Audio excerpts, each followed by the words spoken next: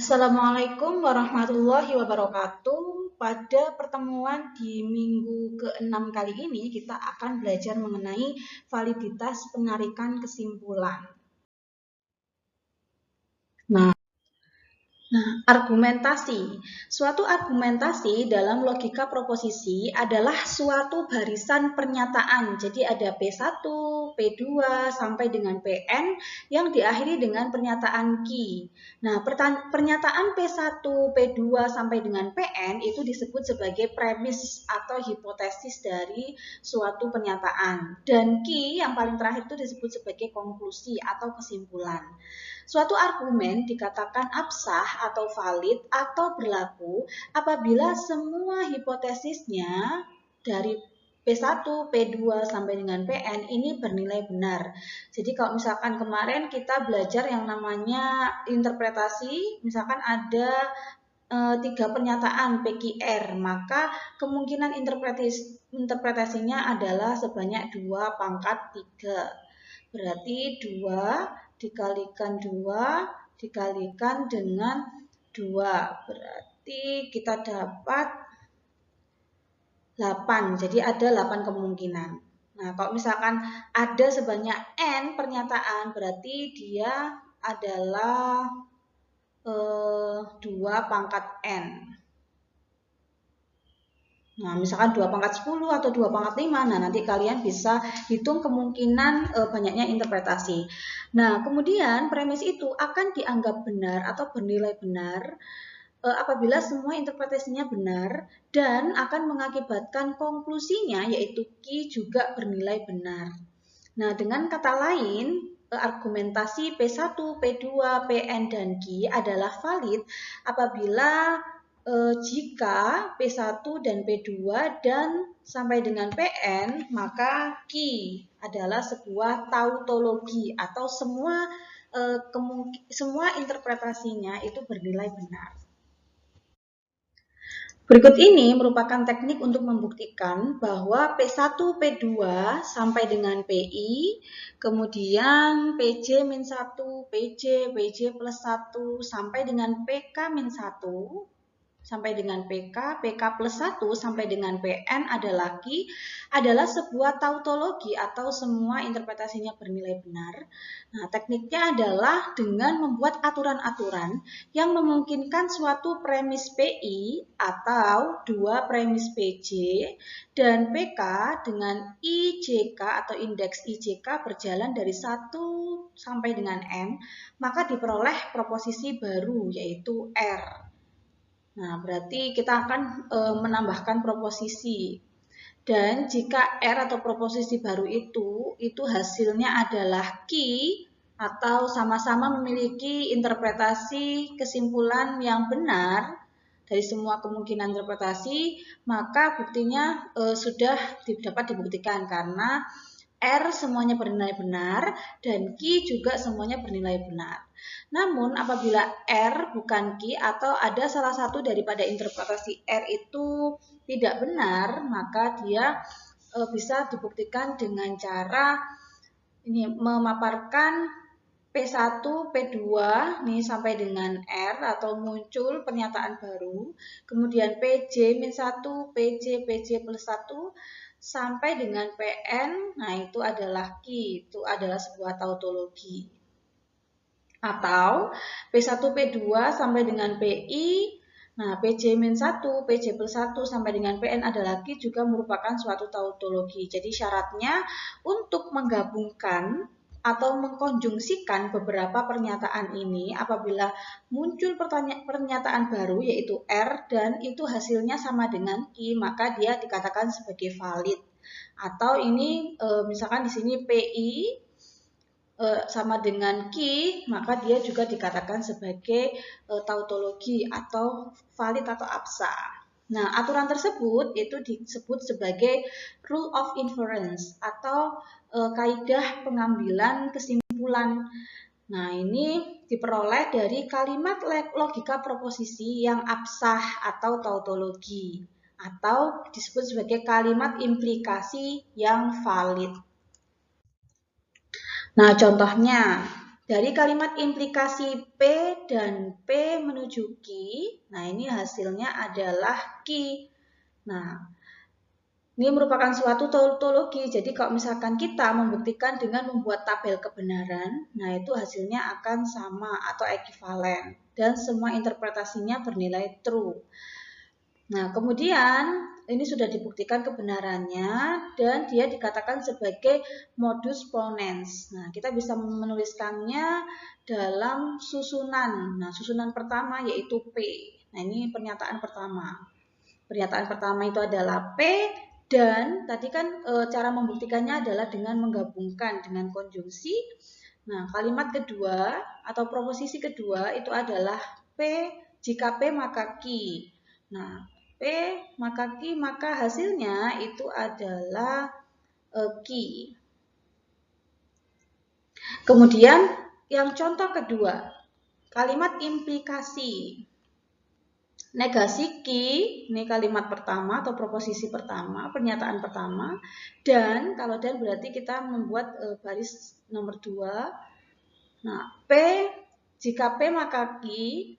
Nah,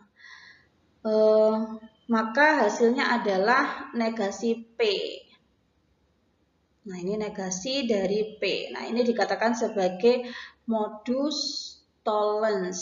Jadi kalau modus ponen itu adalah P dan P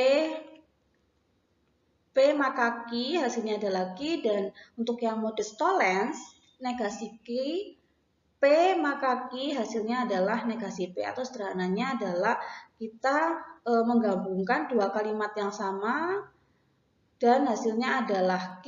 Nah, ini untuk kalimat yang sama adalah Q negasi P, hasilnya adalah negasi P.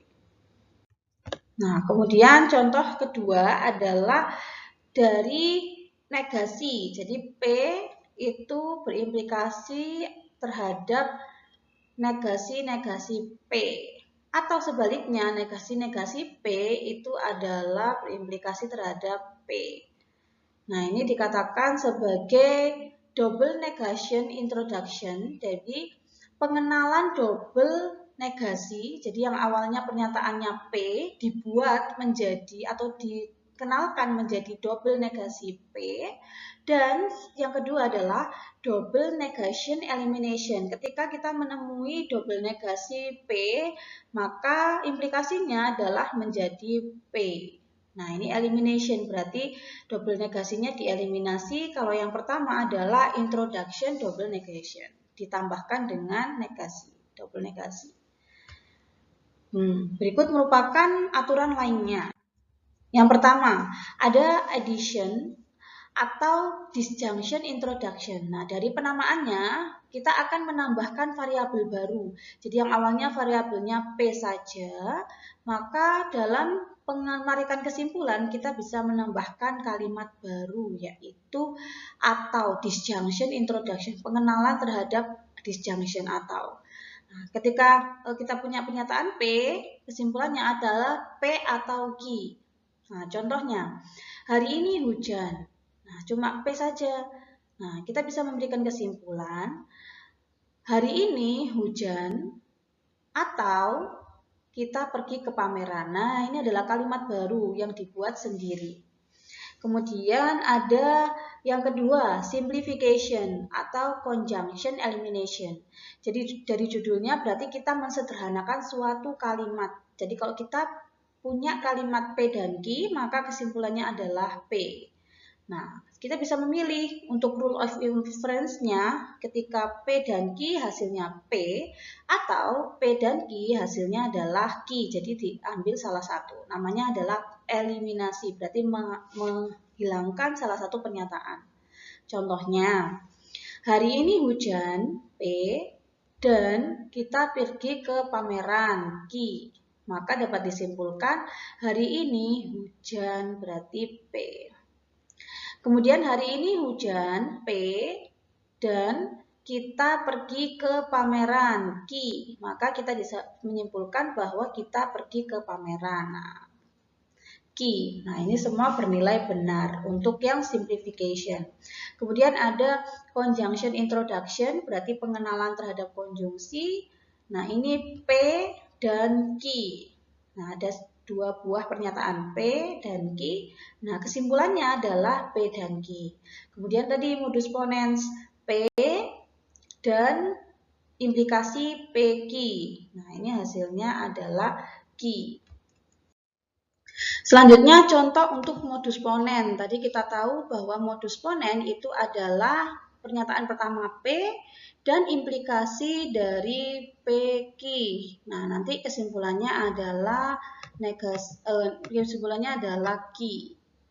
Nah, contohnya, dari teori bilangan diketahui bahwa kalimat jika N habis dibagi oleh 3, berarti ini P, maka N kuadrat habis dibagi oleh 9. Nah, pernyataan ini adalah bernilai benar, nilai logika kebenarannya benar. Jadi, kesimpulannya, jika diketahui bahwa N habis dibagi oleh 3, maka berdasarkan modus ponen, dapat disimpulkan bahwa N kuadrat habis dibagi oleh 3. Kesimpulannya adalah Q. Dan itu bernilai benar atau true. Kemudian, contoh yang kedua. Misalkan implikasi berikut adalah benar. Jika hari ini hujan, P, maka kita tidak berlayar, Q. Nah, kebetulan hari ini hujan. Nah, ada dua pernyataan, maka berdasarkan modus ponen dapat disimpulkan bahwa sisanya adalah Q. Nah, kita tidak jadi berlayar. Nah, ada yang rule of inference selanjutnya, modus tollens tadi, negasi Q dituliskan di sini pernyataan pertama dan implikasi PQ. Nah, kesimpulannya adalah negasi P. Contohnya, jika N habis dibagi oleh 3, nah ini adalah P, maka N kuadrat habis dibagi oleh 9. Nah, kemudian pernyataan kedua, N kuadrat tidak habis dibagi oleh 9, berarti ini adalah negasi Q. Nah, ternyata kita menemui bentuk yang sama dengan modus tollens, maka hasilnya adalah negasi P. Maka disimpulkan N tidak habis dibagi oleh 3. Negasi P. Kemudian contoh yang kedua, jika hari ini hujan P, maka kita tidak berlayar, berarti Q. Nah, pernyataan kedua, kita jadi berlayar atau negasi Q. Nah, sehingga kesimpulannya adalah negasi P. Negasi P, maka hari ini tidak hujan. Kemudian ada hypothetical syllogism atau silogis dari hipotesis. Jadi ada dua implikasi, yaitu P maka Q dan Q maka R, maka hasilnya adalah atau kesimpulannya adalah P maka R. Nah, contohnya untuk aturan hypothetical syllogism ini adalah jika A adalah mahasiswa UI angkatan 2007, P, maka si A mengikuti SPMB, berarti Q. Nah, ini pernyataan pertama, P maka Q. Jika si A mengikuti SPMB 2007, berarti ini adalah Q, maka si A bisa berbahasa Inggris. Nah, ini adalah R. Nah, untuk kesimpulannya adalah P maka R. Jika si A adalah mahasiswa UI, P, maka si A bisa berbahasa Inggris. Nah, kaidah-kaidah seperti ini biasanya dijumpai pada saat tes-tes psikologi ya, psikotes. Aturan-aturan kesimpulan. Kemudian ada aturan disjunktif silogisme, berarti ada P atau Q, disjungsi ya, berarti P atau Q, kemudian dan negasi P. Nah, ini hasilnya adalah Q, karena ini bersifat atau ketemu dengan negasi, hasilnya adalah Q.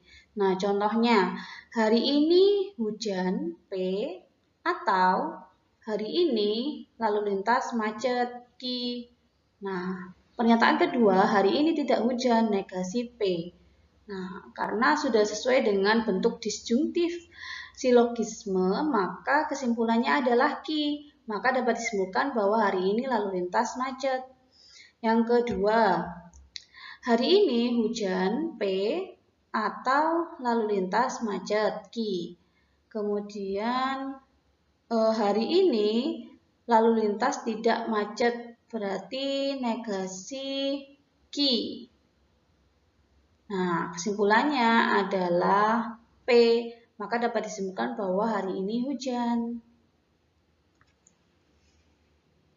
Jadi kalau ada P atau Q bertemu dengan negasi P atau negasi Q, nah itu adalah disjungtif silogisme. Kemudian ada aturan resolution. Jadi P atau Q dan negasi P atau R. Jadi ada dua pernyataan P atau Q dan negasi P atau R. Nah ini kita bisa eliminasi P sehingga kesimpulannya adalah Q atau R. Kemudian ada double negation introduction. Nah, kalau double negation introduction yang awalnya hanya satu pernyataan, berarti di introduction atau dikenalkan dengan double negasi negation.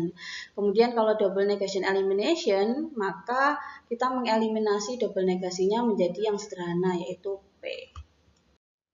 Contoh 1. Tunjukkan bahwa argumentasi berikut adalah absah atau valid. Hipotesa pertama, if it is not sunny this afternoon. Nah, ini adalah P and Q. It is colder than yesterday. Dituliskan di sini P dan Q untuk hipotesa yang pertama. Will go swimming R only if, maka it is sunny. Berarti negasi P. Berarti dituliskan yang kedua adalah R, maka negasi P. Yang ketiga, if we don't go swimming, berarti negasi R. Then, maka we will take a canoe trip, berarti S. Negasi R, maka S. Dan yang terakhir, if we take canoe trip, berarti S. Then, we will be home by sunset, berarti T. Nah, pernyataan keempat adalah S, maka T.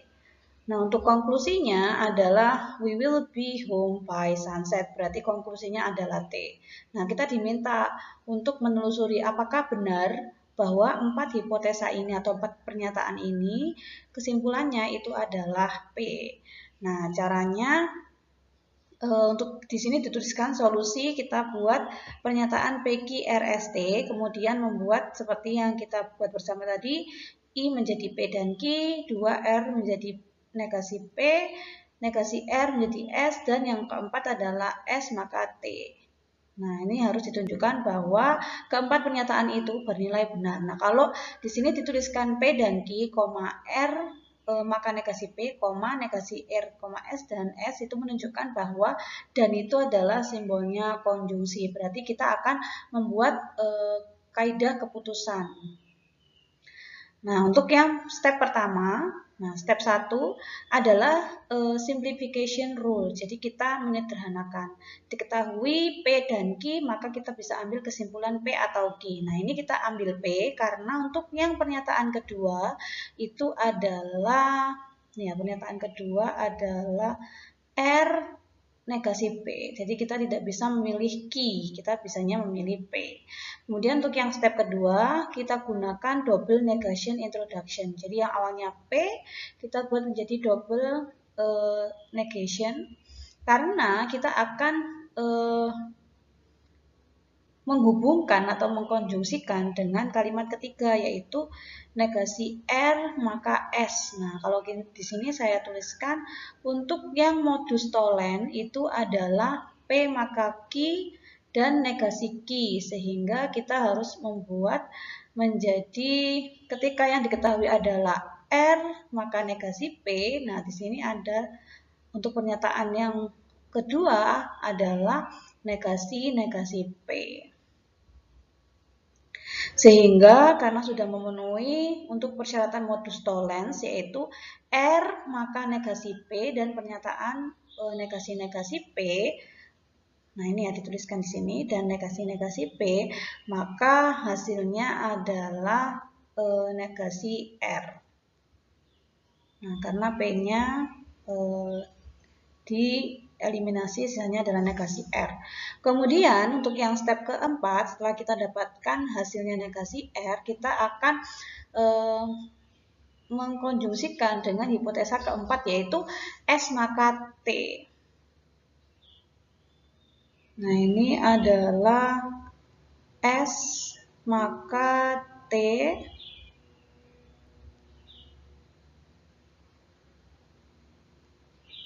nah, negasi R dan S maka T hasilnya adalah T sesuai dengan modus ponen.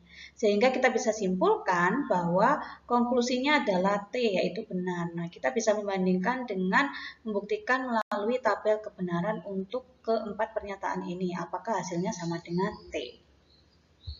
Untuk contoh yang kedua, tunjukkan bahwa argumentasi berikut adalah absa.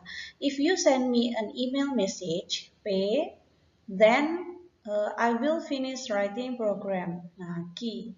If you don't send me, nah ini negasi P, then I will go sleep early. Berarti ini adalah R. Sehingga pernyataan pertama P maka Q, pernyataan kedua adalah negasi P maka R. Pernyataan ketiga, if I go sleep early, berarti dia adalah negasi, oh ini adalah R ya, R.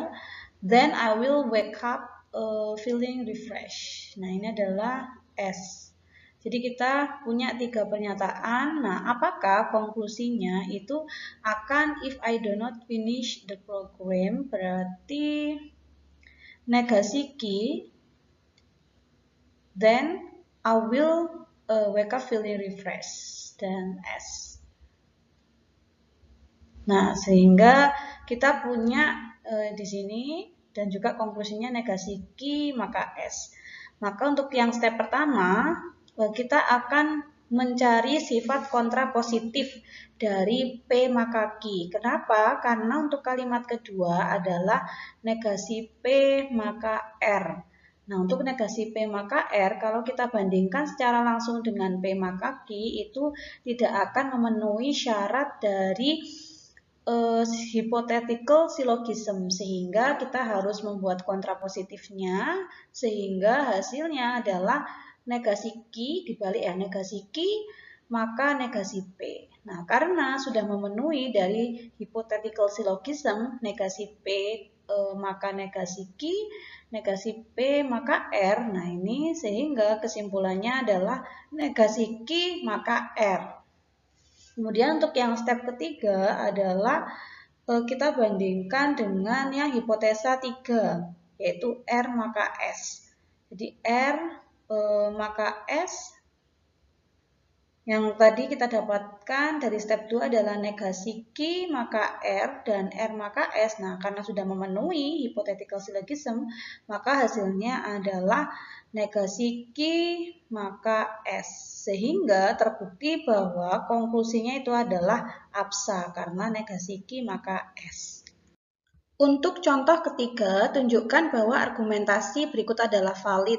Ada 2 argumentasi yaitu P dan Q atau R, dan yang kedua jika R maka S, maka konklusinya adalah P atau S. Nah, dari konklusi kita bisa cari bahwa untuk penarikan kesimpulan atau rule of inference kita bisa gunakan yaitu skema resolution rule karena kesimpulannya dia akan memberikan hasil P atau Q. Atau saya tuliskan di sini untuk operasinya adalah pernyataan P atau Q dan negasi P atau R, sehingga kesimpulannya nanti adalah Q atau S. Nah, kita akan cari penyelesaian dari yang kalimat pertama dulu atau hipotesa pertama dulu.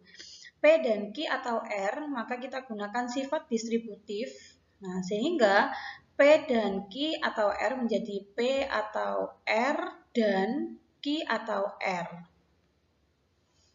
Nah, kemudian kita akan menerapkan simplification rule, karena di sini hanya menggunakan R atau S di kalimat kedua, maka kita akan memilih yang P atau R.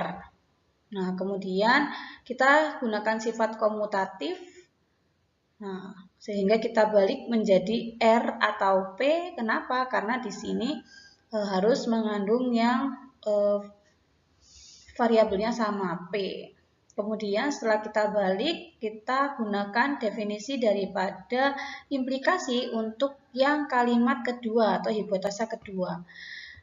R maka S itu akan setara dengan negasi R atau S. Nah, karena sudah memenuhi untuk yang R atau P dan negasi R atau S, maka kita bisa simpulkan P atau S atau memenuhi resolution rule, sehingga P atau S itu adalah kesimpulan yang absah atau valid atau benar. Untuk contoh selanjutnya, tunjukkan bahwa argumentasi berikut adalah absah. Jasmine is skiing. Nah, ini adalah P, or, nah, atau it is not showing. Jadi, atau negasi ki. Kemudian, it is snowing, berarti ki, atau Bart is playing hockey, berarti ki atau R. Nah, ini sudah saya tuliskan di sini hipotesisnya P atau negasi ki. Dan yang kedua adalah ki atau R. Nah, konklusinya Jasmine is skiing or Bart is playing hockey. Nah, berarti konklusinya adalah P atau R. Nah, berarti kita kalau didapatkan konklusinya adalah P atau R, kita gunakan resolution rule. Nah, ingat langkah pertama adalah kita gunakan sifat komutatif pada step 1. Jadi yang P atau negasi R itu akan sama dengan P atau negasi Ki akan sama dengan negasi Ki atau P. Kemudian kita bisa konjungsikan dengan kalimat kedua Ki atau R.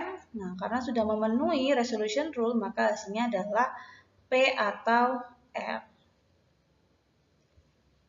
Nah, sehingga bisa disimpulkan bahwa P atau R itu adalah konklusi yang absah valid.